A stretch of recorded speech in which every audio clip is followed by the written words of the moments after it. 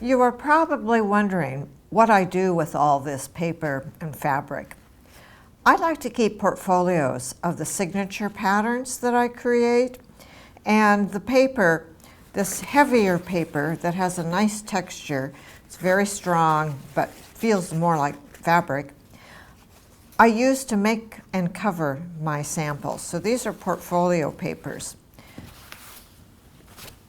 These are some kinds of Shibori samples that I mount and keep in the portfolio.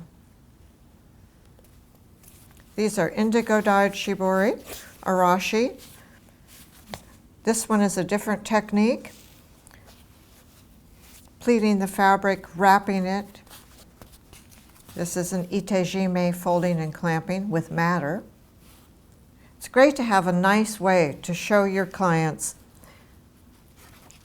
the history and possibilities of your work.